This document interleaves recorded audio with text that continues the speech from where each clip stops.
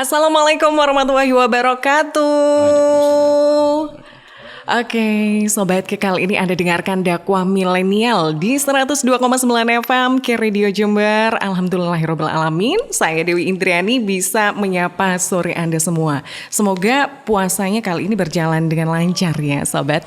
Saya Dewi Indriani tidak sendiri di sini Sobat Ke. Kita ditemani siapa lagi nih kalau bukan Ustadz Hutri, founder dari Majelis Gaul. Assalamualaikum. Waalaikumsalam warahmatullahi wabarakatuh. Oke, terima kasih banyak sudah datang ke kantor Ke Radio Jember. Ustadz, kabar baik? Baik, sehat, semangat. Sehat, semangat banget. Oke, kita kali ini akan bahas nih seputar tips ditolong Allah ketika dijutekin. Wow, luar biasa nggak tuh? Ini kayaknya Sobat Ke korban-korban dijutekin. Plus ghosting pula. Siapa ini? Siapa yang tukang ghosting gitu ya? Kok bisa ghosting anak orang? Apalagi di bulan puasa. Loh. Oke, tips ditolong Allah ketika dijutekin. Ngobrolin soal tema kita buat sore hari ini. Dijutekin sama siapa sih Ustadz? Baik, bismillah, walhamdulillah, salatu wassalamu ala rasulillah, wa ala alihi wa ashabihi wa mawalah, amma ba'du. Sobat Ke yang dirahmati oleh Allah subhanahu wa ta'ala, alhamdulillah ya puasa udah terus running dan sebagainya. Tapi kadang manusia atau orang-orang di sekitar circle hubungan kita itu ya running off, running on gitu-gitu ya, dan sebagainya. Nah termasuk ini yang perlu kita bahas.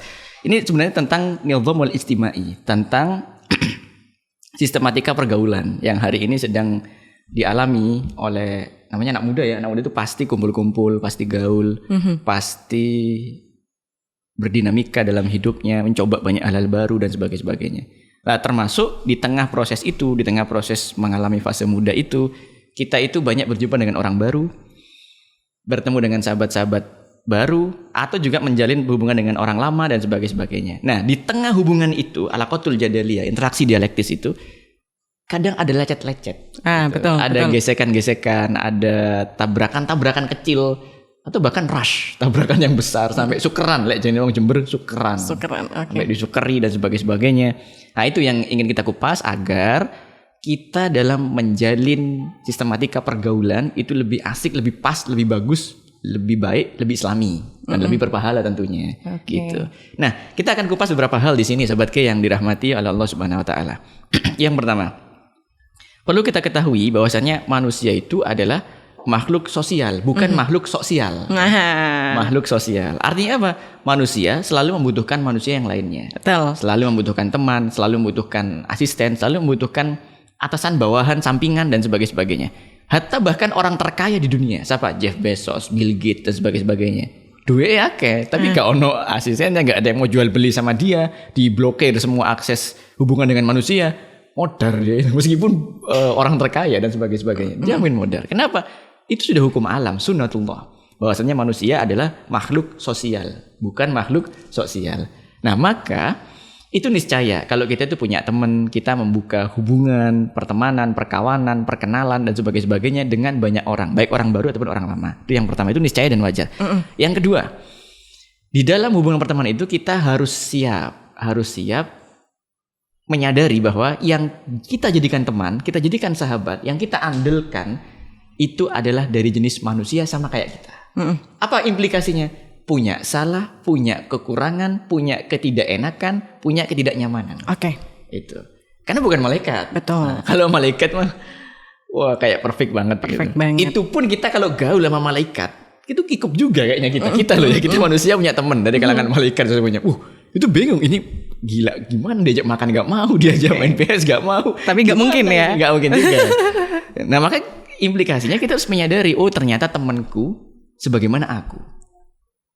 Ketika aku bisa melukai dia, dia pun juga kadang bisa melukai aku. Ketika aku bisa bleset janji, bleset gak tepat dan sebagainya, atau kurang nyaman dan sebagainya, temanku juga punya potensi seperti itu. Nah, kesadaran yang semacam ini, kesadaran akan implikasi yang semacam ini akan membuat jiwa kita itu besar. Ilm wal hilm.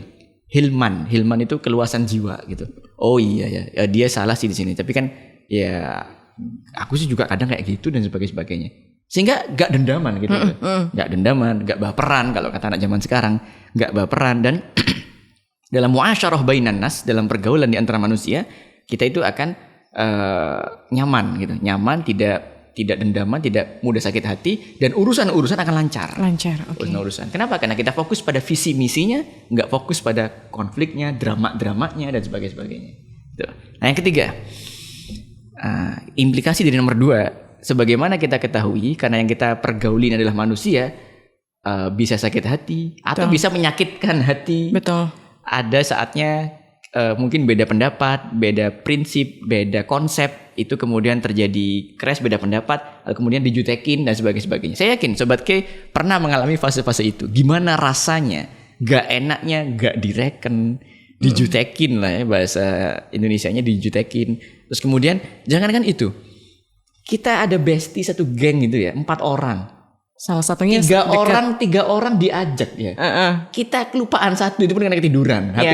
HP-nya lebih silent, gak diajak. Itu gulung koming itu apa ya?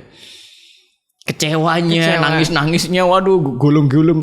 Itu udah berhari-hari itu. Ada apa denganku? Apa salahku dan sebagainya gitu. Jatuhnya seuzon ya Ustaz. Jatuhnya seuzon. Jangan-jangan aku dimusuhi, jangan-jangan apa dan sebagainya gitu.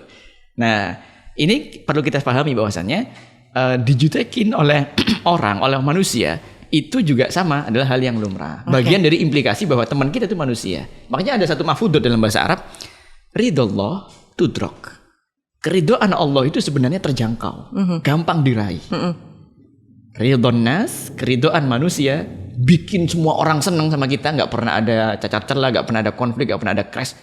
La tudrok, itu mustahil, itu nggak bisa dijangkau. Di keridhaan Allah, kita sama Allah itu jelas. Al-Khaliq, pencipta kita makhluk, zat yang diciptakan. Pinginnya Allah juga jelas. Ini yang wajib, ini yang sunnah, ini yang halal, ini yang haram. Udah clear banget, jelas. Kita tinggal let it flow pada rules itu, rulesnya Allah. Selesai, ridho Allah dapat. Ridho Allah tudrok. Keridhaan Allah mudah dijangkau, dapat dijangkau. Ridho nas la tudrok. Keridhaan manusia tidak dapat dijangkau.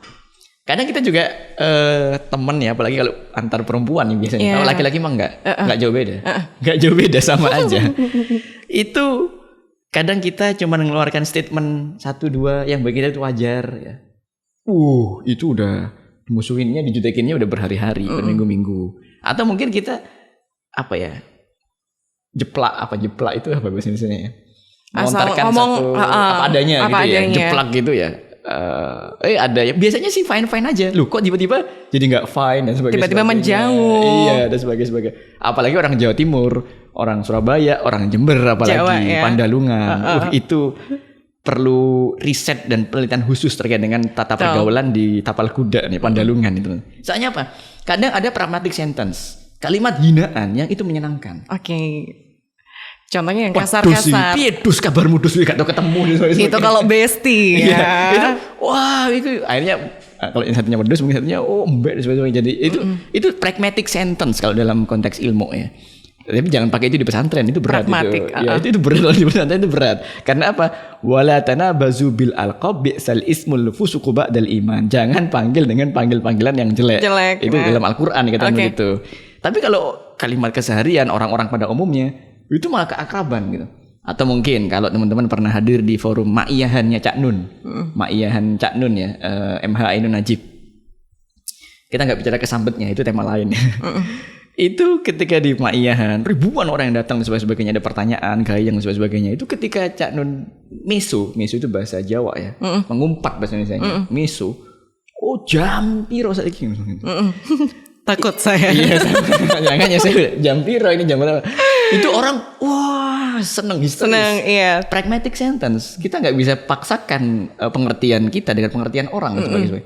Tapi sebaliknya kadang ada, mungkin bukan bestie, mungkin beda lingkungan, beda kultur dan sebagainya, dibegitukan marah, dan ketika marah jutek kepada kita gitu. Nah, maka disinilah butuh yang namanya kecerdasan interpersonal gitu. Dan Islam mengajarkan hal itu, babnya bab akhlak. Gitu. Nanti di sesi kedua kita akan kupas bagaimana tips-tipsnya saat kita lagi dijutekin atau saat kita lagi ada hubungan renggang nih sama bestie kita, sama teman kita dan sebagainya. Ini kita di sesi pertama membahas problematika yang realitas ada nih di kalangan kita. Begitu Mbak Dewi. Jadi gimana nih Ustadz, semisal kita di dalam geng ada 4 orang, tapi misal saya pribadi merasakan kalau 3 orang teman saya ini lebih dekat gitu, lebih dekat Tidak pada saya. Tidak pada saya. Apakah saya harus pergi menjauh? Apakah itu diperbolehkan dalam Islam atau saya keluar dari grup pelan-pelan gitu? Ini gimana Ustadz? Indahnya ajaran Islam, humanis banget, ngerti banget psikologi manusia sampai seakar-akarnya. Iyalah, karena Islam ini kan yang bikin Allah. Innallaha alimun bizatis sudur. Allah itu maha mengetahui bahkan terhadap desiran-desiran hati yang paling halus. Gitu. Manusia paham. Perempuan juga difahami oleh Islam. Apalagi perempuan ya. Semua laki brengsek. Oh ya, kalau gitu opa-opa Korea juga brengsek dong. Oh enggak. Yang di Indonesia. Oh yang di Indonesia kalau gitu presiden, bupati semuanya brengsek dong. Oh enggak. Yang aku kenal aja. Oh kalau gitu bapakmu. Artinya apa? Blame. Pukul rata. Udah suudzon dan sebagainya. Makanya dalam Al-Quran diajarkan, ya ayyuhalladzina amanu jtanibu katsiron minadh-dhon. Hei orang-orang beriman, jauhi sebagian dari prasangka. Inna ba'dadh-dhonni itsmun. Sebagian besar dari prasangka itu dosa. Itsmun di sini maknanya kata oleh para mufasir tidak sekedar dosa, tapi itu membawa disadvantage, kerugian bagi kita, gak menguntungkan buat kita. Kadang kita udah berprasangka ya, bukan cuma dosa dari segi hitungan Allah, dalam hitungan analisa manusia pun itu gak menguntungkan buat kita. Makanya ijtanibu katsiron minadh-dhon. Sebagian dari prasangka itu hindari. Inna ba'dadh-dhonni itsmun. Sebagian dari prasangka itu masuk dosa hitungan Allah plus negatif atau buruk dalam analisa manusia. Contoh tadi itu kalau kita konkretkan dalam pertanyaan tadi. Ada 3 orang nih. Kita termasuk diantaranya 4 lah. 4. Nah, tapi entah karena satu waktu, satu momentum atau satu peristiwa, 3 kita ini ketinggalan obrolan. Iya, jadi kayak jauh. 3 ini kok malah semakin akrab. Kok kita kayaknya kita itu dijauhi dan sebagainya. Maka cek aja. Oh, penjauhan ini itu adalah zonku atau prasangkaku atau asli dan sebagainya. Nah, ditegesi aja tabayun. Makanya dalam Islam ada istilah fatabayanu. Bertabayunlah. Antusibu qauman bijahalatin fatusbihu ala ma fa'altum nadimin. Jangan-jangan kita udah underestimate, kita udah jatuhkan vonis. Kalau gitu 3 orang bestiku ini semuanya berkhianat. Gitu sampai jahat. Itu setan gitu. Udah yang bisa. Ya gitu misalkan. Tapi kita udah jatuhkan vonis tuh. Maka antusibu bijahalatin fatusbihu ala ma fa'altum nadimin. Udah kadung jatuh vonis, udah kadung suker. Kalau gitu aku tak keluar dari grup. Aku tak gak mau lagi diajak kumpulan dan sebagainya. Terus kadung eksekusi, udah kadung vonis. Ternyata bukan karena itu, bukan karena apa yang kita prasangkakan. Mungkin ada urusan lain, atau mungkin pas kitanya dihubungin tapi kitanya lagi tidur, HP-nya lagi silent dan sebagainya. Ada banyak kemungkinan. There are more facts that we are blind to. Ada terlalu banyak fakta yang kita itu buta tentangnya. Makanya kita dilarang gampang suudzon. Istanibu katsiron minadh-dhon. Jauhi sebagian besar dari prasangka. Kenapa? Solusinya tabayun. Tanya aja. Rek, tenanan ta rek, aku iku duwe salah. Apa aku dijauhi dan sebagainya. Kalau kaidahnya wong Jawa, iyo, enggak. Ojo iyo sing enggak. Nah, gitu kaidahnya. Gimana tuh? Iyo, enggak. Ojo iyo sing enggak. Ya kalau memang aku ada salah dan sebagainya, tidak ditemukan kecocokan lagi di antara kita sih, aku bikin geng baru dan sebagainya. Tinggal bilang aja. Tapi kalau enggak, berarti kita masih asik aja temenan dan sebagainya. Jadi begitu. Jujur ya berarti. Jujur dan komitmen dalam mengatur prasangka. Nah itu masuk di sesi nomor 2. Tapi ini kapan nanti kita akan lebih perluas lagi di sesi berikutnya, insyaallah. Menarik nih. Menarik banget loh Sobat K. Kita lagi ngobrol dengan Ustadz Hutri, founder dari Majelis Gaul. Kita ngobrolin seputar tips ditolong Allah ketika dijutekin. Ini tuh keseharian kita banget ya. Jadi setia terus di 102,9 FM. Nanti untuk pertanyaan-pertanyaan yang udah masuk akan kita bacakan. Saya Dewi Indriani dan Ustadz Hutri akan balik setelah beberapa pesan berikut ini. Terima kasih banyak untuk Sobat K yang kali ini masih setia mendengarkan K Radio 102,9 FM. Tentunya masih di Dakwah Milenial bersama Ustadz Hutri, founder Majelis Gaul. Aduh, ngomong sama Ustadz Hutri di sesi pertama tuh 15 menit kayak 2 menit. Karena kayak oh iya ya, itu kayak aku deh. Atau ngebut ngomongnya kayak Fast to Furious. Wah. Gitu. Enggak, tapi emang bener-bener kayak itu dunia nyata. Kadang kita juga sulit banget berhusnuzon dengan orang. Kadang kalau kita ngelihat orang yang deket sama kita terus keluar sama orang lain, itu cemburunya luar biasa. Padahal ya sama-sama perempuan, sama-sama laki-laki. Itu juga hal-hal kayak gitu sering banget kita rasain Sobat K. Oke, kita balik lagi ke berbincangan tips ditolong Allah ketika dijutekin. Itu kayak gimana nih Ustadz? Baik, nah sekarang begini. Ketika kita mengalami fase itu, fase ketidaknyamanan hubungan sama teman, fase dijutekin, fase disukeri, fase duh kok kayak gini sebagainya. Itu kalau bagi orang dewasa, mungkin bagi orang tua, itu nggak begitu ngefek. Kenapa? Karena emang jarang gaul gitu. Udah punya urusannya sendiri, udah punya rumah tangganya sendiri. Tapi kalau bagi milenial dan Gen Z itu berat. Jangan kaget, bahkan sebagiannya ada kasus bunuh diri, pembulian juga, minum ujung-ujungnya, racun, body shaming. Gitu aja udah nyawa, mainannya nyawa. Entah nyawanya sendiri yang diancam atau nyawanya orang dan sebagainya. Karena itu kaitannya kedewasaan ya Ustaz. Betul, itu realitas yang hari ini kita pahami. Ya, maka dari itu kita coba untuk ngasih solusinya nih. Tentu solusi itu ada di Islam gitu. Yang pertama, fahami bahwa yang kita cari dalam tujuan hidup kita ini, itu teman itu bukan tujuan, tapi teman adalah sarana. Tujuannya adalah apa? Ridho Allah. Ridho Allah Subhanahu wa ta'ala. Orang yang fokus pada ridho Allah itu relatif la khaufun alaihim walahum yahzanun. Di dalam hatinya itu dibersihkan oleh Allah dari rasa takut, rasa dendam, rasa nggak enak hati, rasa yang pokok baper-baper itu semuanya kayak ada tamengnya gitu. Kenapa? Karena dia woles. Kok ada kayak gini ya? Oh, tapi kan ini bukan tujuanku. Ini cuma sampingan-sampingan aja gitu. Dan memang faktanya kalau kita cek, sebenarnya sukeran, dijutekin dan sebagainya, hal-hal yang sifatnya emosional, pertengkaran, itu sporadis dan temporal aja loh. Boleh jadi di detik ini atau di menit ini atau di hari-hari ini kita lagi diserang. Nanti minggu ke depan terus ada isu apa lagi, ada peristiwa apa lagi, ada kejadian apa lagi. Gak jadi musuhan, jadi temenan lagi. Atau sebaliknya, yang kawan jadi lawan, yang lawan jadi kawan dan sebagainya. Bayangkan kalau kita itu baper dalam setiap isu, dalam setiap peristiwa, dalam setiap hal, repot, capek-capek sendiri gitu. Maka nomor satu, pasang dalam kepala dan hati kita ini, pasang targetnya, goalsnya itu ridho Allah. Dan kalau begitu Allah yang janji, wa nazalat alaihimus sakinah, akan diturunkan kepadanya as-sakinah, ini ketenangan jiwa, seken. Kalau kata orang Jember itu, wis seken, wis hati ini gue seken gitu. Enggak galau, enggak stabil dan sebagainya, tapi seken, sakinah gitu, ketenangan jiwa. Satu, pancangkan sejak dari sekarang dalam akal dan hati kita keridhaan kepada Allah Subhanahu wa ta'ala. Yang kedua, ini dia nih. Biasakan teman-teman semuanya, ini masih dalam bab i'tiqadiyah tapi agak beda termin.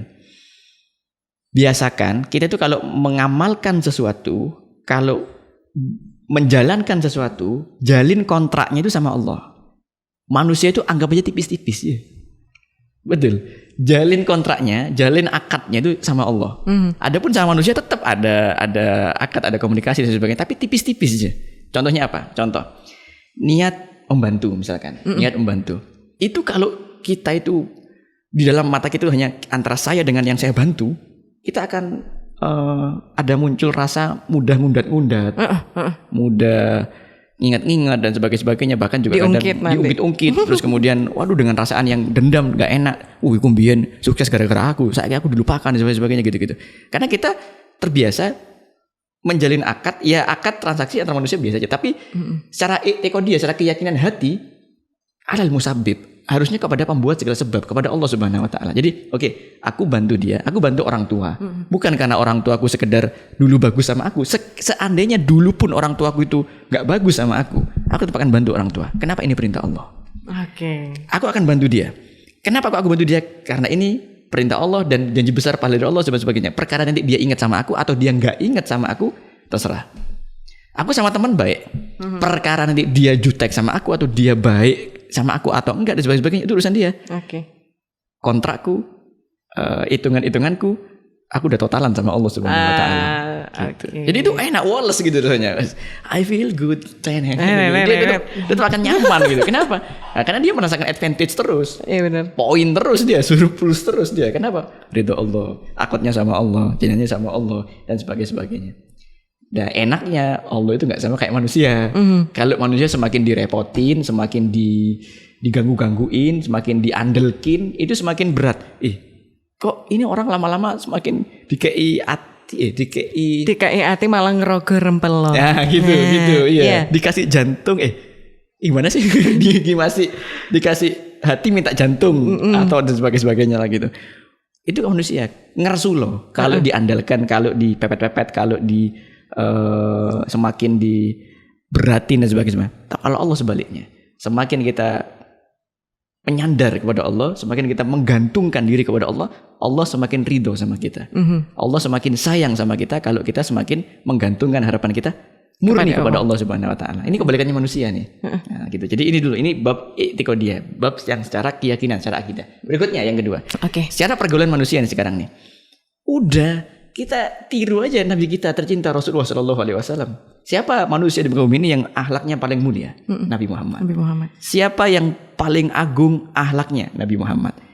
Siapa yang ketika kemarin lagi box office di bioskop-bioskop itu Joker atau Joker ya bacanya? Joker dengan statementnya orang jahat adalah orang baik yang tersakiti. Itu kalau prinsip itu diambil banyak orang, apalagi anak zaman sekarang. Banyak joker-joker yang sadis-sadis kayak banyak. Lihat Nabi Muhammad. Berapa banyak beliau disakiti. Terima. Berapa banyak beliau itu padahal baik-baik aja loh. Beliau cuma qul huwallahu ahad. Katakanlah Allah itu esa. Gak ada berhala-berhala. Cuma gitu tok. Gak angkat senjata, gak ganggu orang dan sebagainya. Tapi beliau dikatakan syairun majnun. Oh ini penyair, ini membuat hoaks, pemecah belah bangsa, penyihir dan sebagainya. Karena memang pada waktu itu masyarakat jadi ada yang ikut tauhid, ada yang ikut ajaran Nabi Muhammad Islam, ada yang masih berhala. Sehingga memang ya secara automatically divide. Tapi bukan maksud beliau itu untuk mendivide, enggak. Beliau hanya menyampaikan kebenaran. Beliau disakiti, dilempari tai unta dan sebagainya. Sampai suatu ketika ini ada dalam satu riwayat hadis Rasulullah itu sholat bayangkan Mekah itu kan tanah kelahiran beliau gitu. Nah saat tengah-tengah sholatnya ada seorang Quraisy namanya Amr bin Hisham. Amr bin Hisham ini nama aslinya, nama viral, dia punya nama viral Abu Jahal. Gitu, Abu Jahal itu nama aslinya Amr bin Hisham. Itu ngambil kotoran unta, dilempar kepada Nabi Muhammad yang sedang sholat. Coba bayangkan. Itu Hamzah bin Abdul Muthalib, paman beliau yang lihat kejadian itu udah bermuram durja itu, udah marah. Ya Rasulullah, budek marek, rengkain toh nih kan. Sikat aja orang kayak gini dan sebagainya. Itu kalau orang Madura bilangnya gitu. Petaduk lah kayak orang yang ada gitu. Apa jawabannya Muhammad SAW? Lam nu'mar bidzalik. Kita bukan dalam fase itu. Kita enggak diperintahkan oleh Allah untuk begitu. Ya. Gimana perintah Allah? Udah jalani aja. Bayangkan, kalau misal orang jahat adalah orang baik yang tersakiti, harusnya Nabi Muhammad lebih sadis pembalasannya kepada orang-orang Quraisy.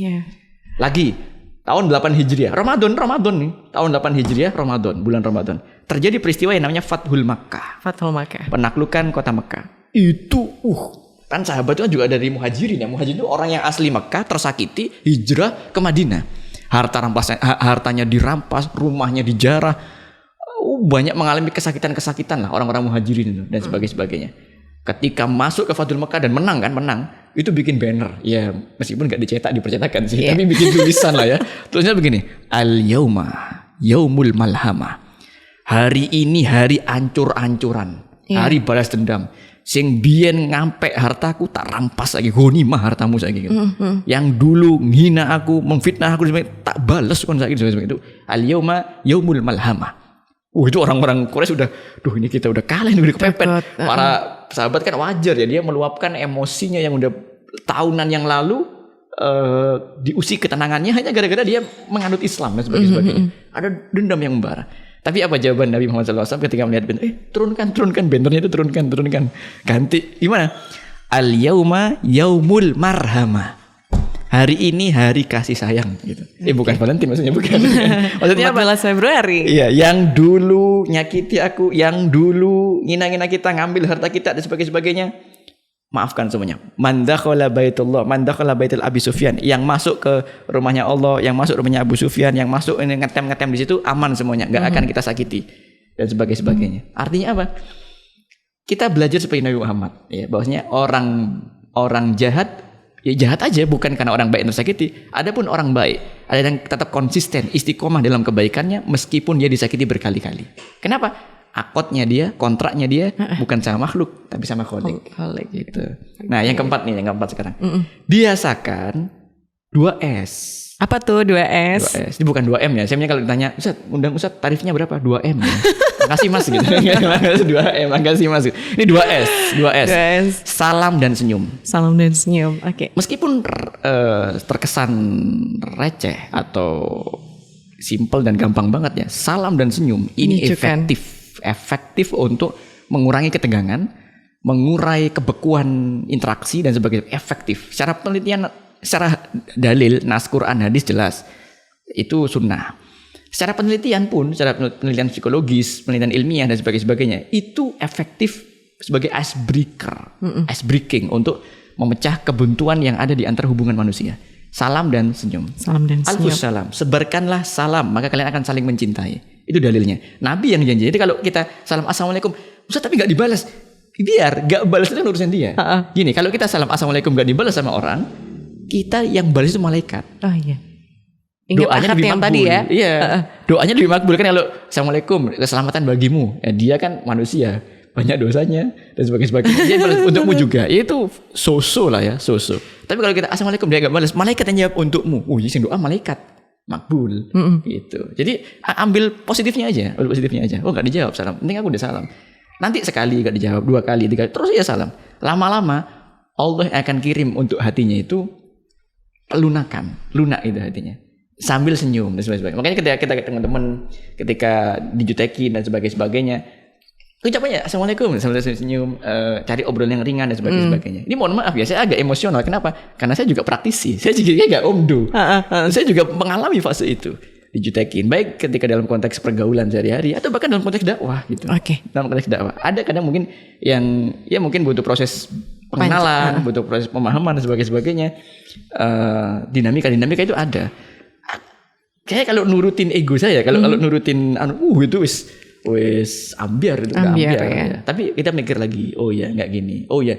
Dan saya merasa senyum dan salam ini 2 hal yang sangat efektif. Bahkan kepada para haters itu sangat-sangat efektif. Apalagi kepada bestie yang cuman ya salah paham sekali 2 kali, 3 kali, 4 kali, 5 kali, 6 kali. Banyak kali. Kok banyak ya? Oke, jadi memang awal pertemuan salam dan juga senyum tuh yang utama Sobat K. Jadi kalau kita dijutekin balasnya ya udah pokoknya kita tetap memperlakukan orang itu dengan baik. Betul. Begitu ya. Tapi ada cerita menarik nih. Apa tuh? Minggu kemarin saya kan ke Jakarta tuh, ke Jaksel. Di Jakarta itu ada alat transportasi yang namanya MRT atau komuter loh, komuter lain KRL. KRL dan sebagainya. Nah, itu kan banyak orang ya, antar suku, antar agama, antar semuanya macam-macam jadi satu di Jakarta. Dan cukup 1 kartu aja, ini ada kartu itu. Nah, itu saya tanya-tanya ke orang yang belum dikenal. Saya kira kayak orang di sini aja gitu. Waalaikumsalam Pak, ngapunten saya mau tanya sambil senyum-senyum sebagainya. Lu tinggal lurus aja, nyampe dah dulu. Tinggal aja tunggu sebagainya. Saya agak ada yang kurang jelas. Pada waktu itu saya tanya lagi. Mohon maaf Pak, ini kalau di yang stasiun ini lu gila kali lu ya, lu senyum aja lu kayak orang gila, lu gak paham. Susah kali ngomong sama lu dan sebagainya gitu. Wah, dia gak tahu kalau ini founder Majelis Gaul. Enggak, ini kan harus pada diri. Oh, ini beda budaya. Beda budaya sehingga apa? Oh iya dan sebagainya sehingga senyum, sapa, apapun yang terjadi. Niatkan senyum sama salam itu adalah untuk memenuhi perintah Allah. Nah, sisanya apapun respon dunia, lanjut aja. Niatkan ittiba sunnah gitu aja. Tapi Ustaz waktu itu keremetek enggak? Ya saya kemeretek dan saya punya alur pelampiasannya. Apa bikin story? Bikin story. Ada zaman sekarang guys. Bikin story ya. Tapi nggak saya foto orangnya. Saya foto lampu KRL, cetek satu inspirasi di sebuah KRL. Wah, quotes-nya keluar. Quotes of the day.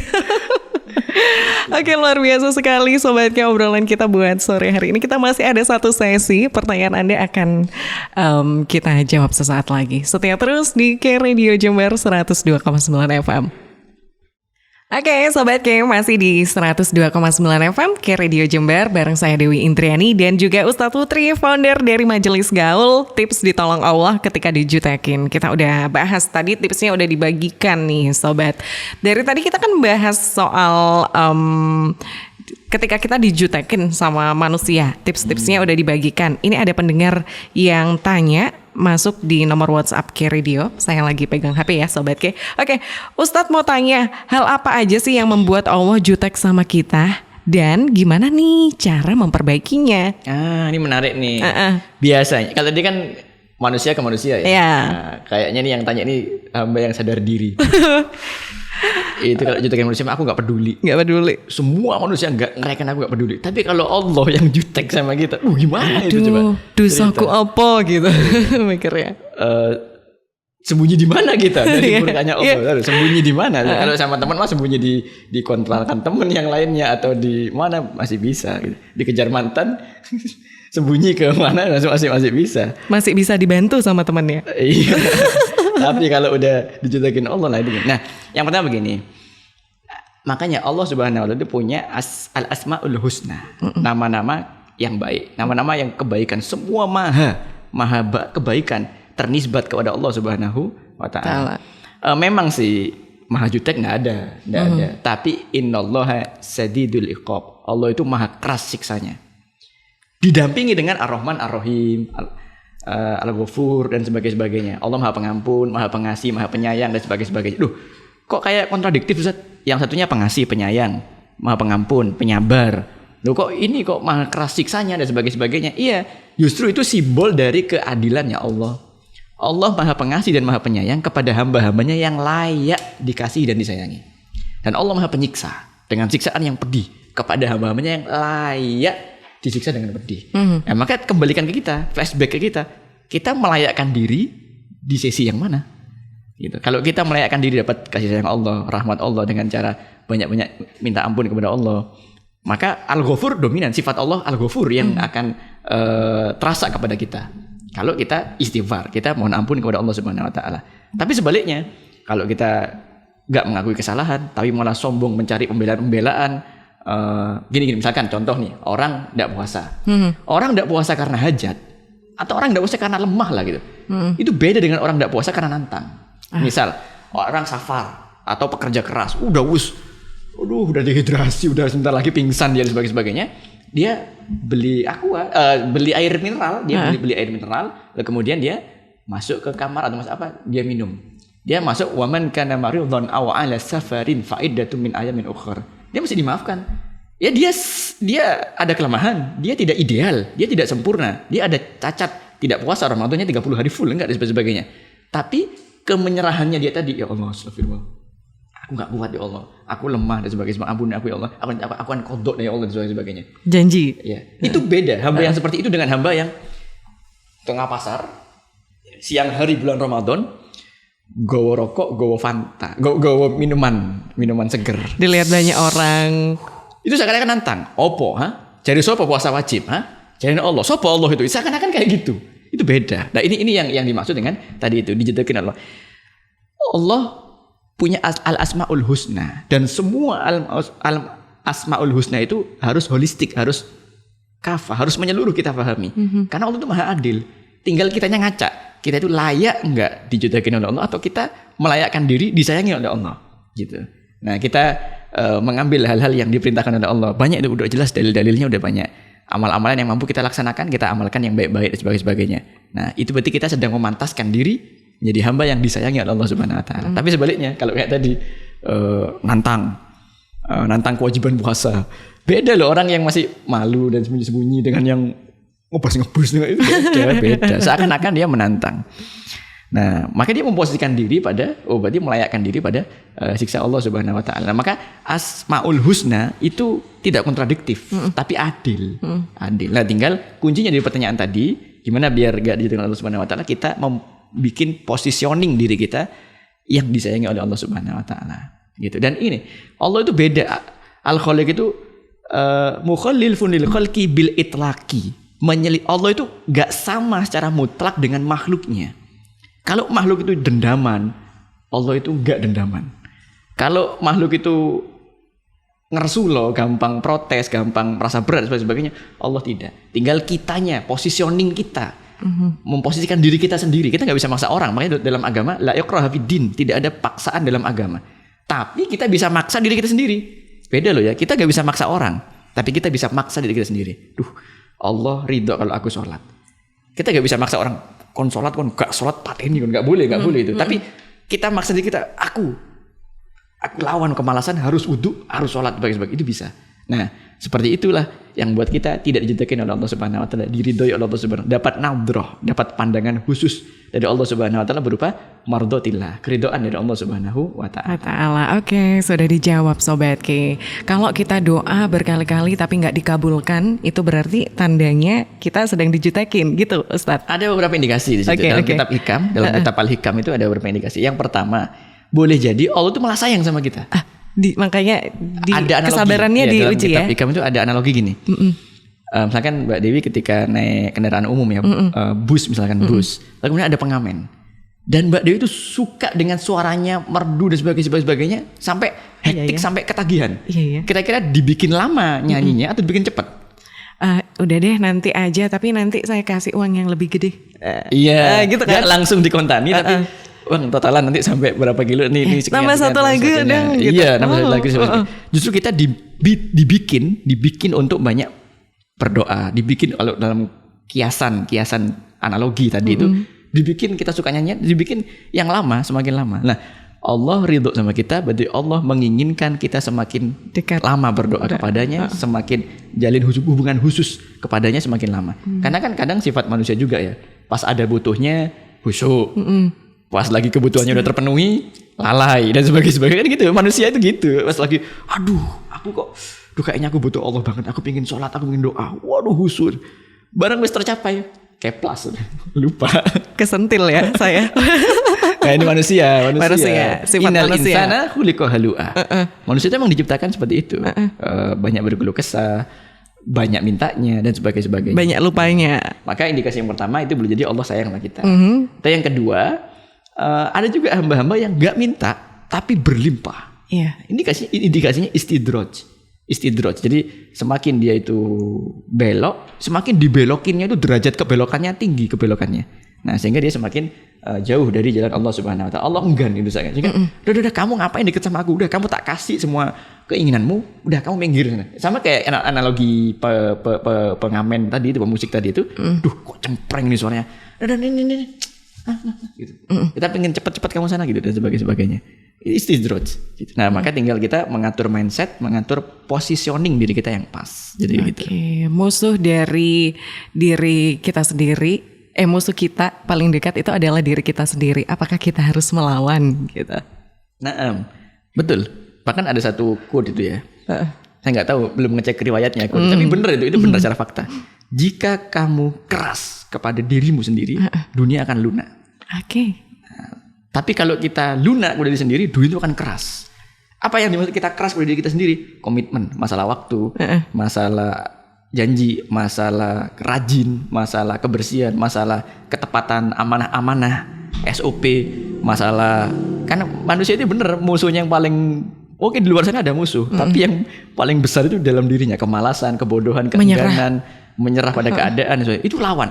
Kita bisa, kita dikasih karunia oleh Allah itu fa'alhamaha fujuraha wa taqwaha wa hadainahun najdain. Memang sengaja Allah kasih pilihan dalam akal sadar kita ini.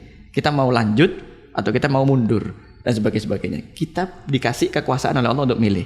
Nah, tinggal itu yang kita lakukan. Kita nggak bisa maksa orang lain, tapi sangat fix kita bisa memaksa diri sendiri. Pertanyaan selanjutnya ini dari Sobat Safril, tapi nggak mau disebutin nama aslinya. Udah kadung. Enggak, maksudnya Safril itu nama samaran. Katanya gimana nih Ustadz cara memperlakukan orang yang suka ngomongin kita di belakang, tapi kita tahu apa yang dia omongkan karena saya nggak betah gitu. Itu kalau zaman tahun 2000-an dulu itu ada Peter Pan itu di belakangku. Itu cocok banget itu. Nah, gimana caranya? Satu gini, perhatikan. Omongan orang sebenarnya nggak ngefek dalam hidup kita, tapi yang ngefek adalah respon kita terhadap omongan itu ngefek tuh. Jadi orang mau ngomongin apa ribuan kali, itu belum ada efek, nggak ngefek dalam kehidupan kita, rezeki kita, ritme kehidupan kita, pola makan kita, tidur kita, itu belum ngefek. Nah, tapi kita ngerespon omongan itu, ini yang menimbulkan efek. Satu, respon baper misalkan, DE ngomongnya aku ya, dan sebagainya. Awas, gak tak kumpuli mana, gak tak koncowi, gak tak apa dan sebagainya. Ya mungkin itu lega secara nafsu ya, lega secara pelampiasan gitu. Tapi betapa banyak peluang kebaikan yang kita hilang dari pemutusan hubungan sama dia, yang ngomongin kita di belakang dan sebagainya gitu. Sama, saya kenapa kok emosional banget tema ini? Saya banyak yang ngomongin saya di belakang sih. Di depan Siapa? juga banyak. Siapa, Ustaz? Yang ngetek saya di IG juga banyak. Enggak.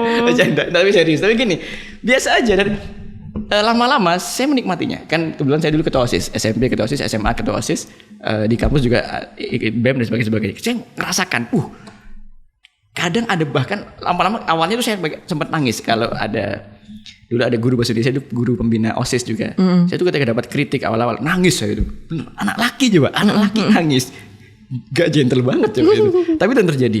Tapi itu pertama, biasa lah newbie lah ya, newcomers. Lama-lama SMA juga sama ketua OSIS, lama menghadapi banyak perbedaan pendapat, banyak kepentingan sebagainya. Ketika di BEM juga begitu, ketika di LDK kalau di kampus dan sebagainya. Lama-lama kita akan menikmatinya. Nah, maka Anda hanya tinggal butuh pembiasaan saja. Bahkan kalau bagi yang udah posisi leader, kalau saya mungkin di majelis gaul kita leader, ada sesi khusus kita tuh harus belanja masalah. Bukan cuma dikenai masalah, belanja masalah. Gak ada masalah, tapi gak ada masalah itu masalah loh buat satu program, satu kegiatan. Gak ada masalah itu masalah. Tapi bukan mencari masalah. Bukan masalah. Belajar masalah itu maksudnya menganalisa. Apa yang terjadi. Kan kadang ada masalah ya realita. Tapi dari kita itu ada sekat. Nah, belanja masalah itu maksudnya menghilangkan sekat ini sehingga kita bisa realistis tahu masalah. Bukan membuat masalah gitu. Belanja masalah itu maksudnya kita mencari jalan keluar ya gitu. Itu sampai begitu. Dulu kok baik-baik saja nih, gak ada omongan orang. Kita malah belanja. Mana haters kita dulu? Kita cek, kita kepoin akunnya. Dia wis tobat tapi dan sebagainya itu. Yang pertama, Anda hanya butuh pembiasaan. Yang kedua, Wallace itu arek ngalam ya, arek ngalam ya. Balikannya slow. Santai. Apapun omongan orang gak ngefek, tapi respon kita terhadap omongan itu yang ngefek. Maka kita hanya fokus pada responku. Oke, ini perlu dihukum sesekali, gak apa. Kalau itu masih dalam analisa yang wajar. Tapi kalau ini di-Wallace-in aja, Wallace dan sebagainya gitu. Jadi dengan santai kita lebih mampu, lebih matang menganalisa itu. Tapi kalau kita emosional dulu, baper dulu, itu ngomongnya aku disukeri sebagainya. Betapa banyak potensi kebaikan yang hilang dari omongan itu dan sebagainya. Karena orang yang membenci kita di awal itu mungkin karena kurang kenal kita. Belum kenal. Terus kemudian belum merasakan kebermanfaatan dari hadirnya kita dan sebagainya. Itu biasa saja ya. Saya sedikit curcol kan. Awal-awal ada juga orang yang langsung di depan saya mengkritik majelis gaul. Majelis gaul ini gak berguna nih. Gini sebagainya. Oh nah, kebetulan senior saya. Oh iya, Masya Allah. Doanya ya dan sebagainya. Sekarang malah beliau yang beli merchandise-nya borongan, ngasih laptop dan sebagainya, berbalik. Artinya apa? Itu fakta. Saya gak cuma omdo, kita udah mengalami bahwa ternyata yang ngocain atau bahasa Madura itu ngocain itu ngomongin. Iya, ngomongin gitu. Ngiloi. Yang ngece, yang ngomong di belakang dan sebagainya, itu masih punya potensi mereka. Maka kalau kita langsung cut, wah itu Eman. Mau nyari di mana lagi karena kita? Toh omongan mereka gak ngefek, respon kita yang ngefek. Gitu. Luar biasa sekali. Dan ternyata kita udah ada di ujung acara nih, Ustadz. Quotes of the day. Enggak. Penutup dari obrolan kita buat hari ini, Ustadz. Pas lagi dijutekin oleh manusia, sadarlah bahwasanya Anda tidak sendiri. Hampir semua manusia itu punya lovers, punya haters. Itu pasti gitu. Yeah. Gak ada manusia, bahkan yang gak ngapa-ngapain, itu yang gak punya lovers, gak punya haters. Nah, maka tugas kita bukan meraih ridho manusia, tapi meraih ridhonya Allah Subhanahu Wa Taala. Dan secara realistis, ridho Allah itu lebih mudah sebenarnya dijangkau. Kenapa? Standarisasinya jelas, dalil-dalilnya jelas, tuntunannya jelas. Sementara ridho manusia, seleranya beda-beda, karakternya beda-beda, tipenya beda-beda. Justru semakin kita terombang-ambing dalam samudra yang tidak bertepi. Tapi kalau ridho Allah, kita berlayar di satu kapal yang jelas dengan tujuan yang juga jelas. Ada wallahu a'lam bishawab. Oke, terima kasih Ustadz atas waktunya. Semoga kita bisa ngobrol lain waktu. Ustadz Hutri, founder dari Majelis Gaul. Sekian dari kami, Dakwah Milenial. Wassalamualaikum warahmatullahi wabarakatuh. Waalaikumsalam warahmatullahi wabarakatuh.